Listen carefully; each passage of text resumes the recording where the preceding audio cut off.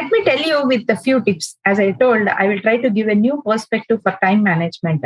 So let me start with those which generally are served over internet or over books, self-help books, or what you have been taught by your teachers or some other people. So let us know that first, if you want to, and these are the basic ground rules. We can never manage our task, we can never complete our task or finish our task in right time if we don't follow these basic thumb rules, we have to say.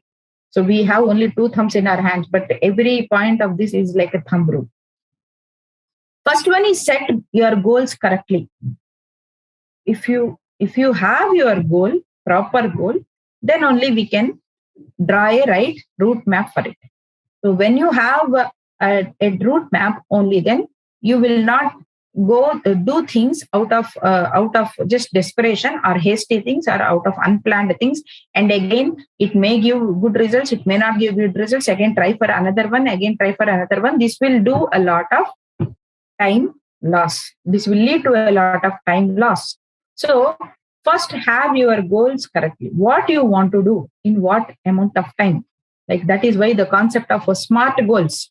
In smart goals, T is time bounded goals. Because when you have the time bounded goals, then how much time do you have? How much duration do you have? And how to cut it in different parts? How to divide your bigger goal into smaller objectives? And what is the time to be allotted for each and everything? So that should be there. Because whenever I talk to students, they say that I really want to be great. They'll say, so what do you have any definition for great? Oh, okay, so give some name to that one or give some role to that. When I ask them, try to help them out like that, then they will say like, I want to be a manager somewhere. Okay, I want to be a team leader or something. Okay, great. But in what time? What time do you want to be a team leader? Or in what time do you want to own a car?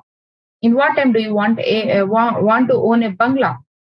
There should be some time limit, because in the meantime, you should be able to look back and you should be able to measure that how far you have traveled and how far you have to travel at. Is the time that is left over, is it surplus or is it sufficient or is it not enough? What is that happening with you? That we can understand only when the goals are set correctly. And next one is prioritize wisely. Prioritization is something very, very important, and the basic things, it's like the ABC of time management. We should be able to prioritize what is important to us now. Now, what is important again depends upon who are the people that are involved in it. Point number one. Other things, what are the outcomes of that thing? And third one, what are the other alternatives? So there are several factors again which will help us to prioritize. So why wisdom is needed in that one. It's not like just like that. I just got interest, so I'm going to do it because this is my priority. No, prioritization should be based upon the outcomes, effective outcomes. So prioritize according to that. Next, set a time limit. Whatever, if we have n number of tasks to be done in a day, set a time limit for each task. Because sometimes out of misplanning or out of some unexpected things, if time is extended for one task, we should realize that it is falling on the time bound of other tasks. If we keep on continuing like that, what happens is every individual task of the day gets disturbed. So we should know somewhere that if something has crossed its time limit, whether let us stop that work there and go with the next schedule and come and just be at least go and complete the other things, or we have to, or is it the same thing that is to be dragged till the day end? So that clarity we should have. So that clarity we will get when we can set a time limit for everything. Next, take breaks between the tasks. It is very, very, very important to take breaks between two or three different tasks, because it is very much particularly important even for students also. Because just to utilize their time a lot, just to make their time more effective, children plan their things like 8 to 9, 9 to 10, 10 to 11, 11 to 12, like that. So it is not correct. For every 45 minutes, you should plan a 10-minute break. Let it be by this logic applies even when you are studying also. When you are preparing for something also, always set a time limit of 45 minutes. So after 45 minutes, see that you take a break of 10 to 15 minutes where you take a biological break, drink some water, have some snack, or just relax your eyes, relax your muscles, something like that. We see a lot of software employees have developed a lot of spinal related problems or D vitamin deficiency issues or some other digestive related problems, acidity related things because they don't know in the early years. Now there is good awareness. If someone has not got that awareness, it's better to spread this awareness to those people.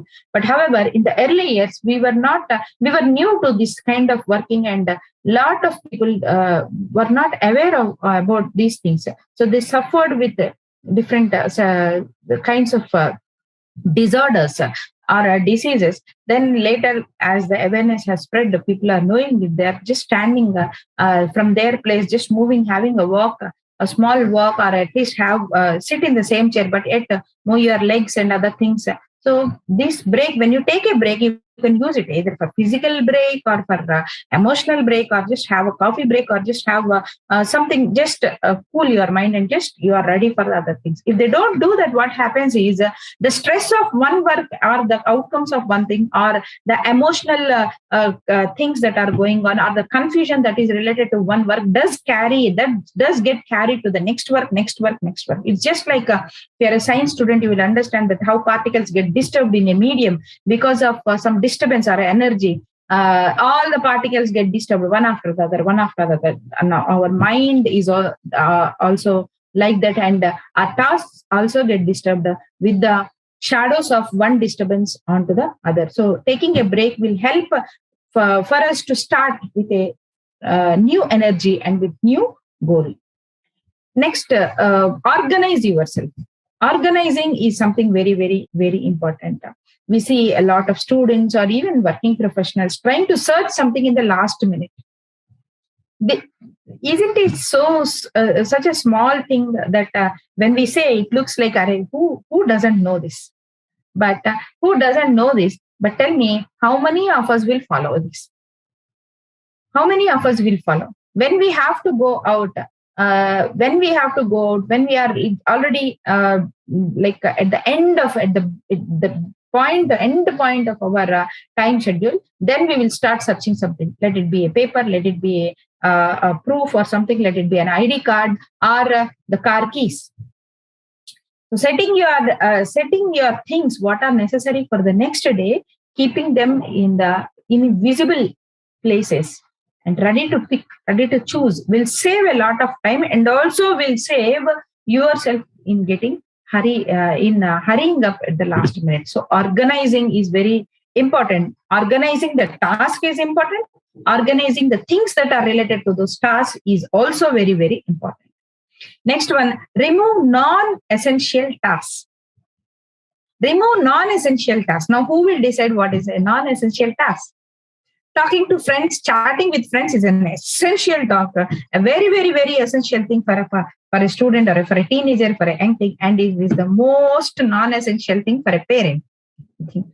So can you convince, can any student convince his or her father that chatting with friends in the friends group is the most essential thing of the day? Can anyone convince? No one can do that, because they have their own things to support that, and you have your own things to support. But understand, whether you are a student or a professional or even a homemaker also, we should understand that what does come under non-essential things.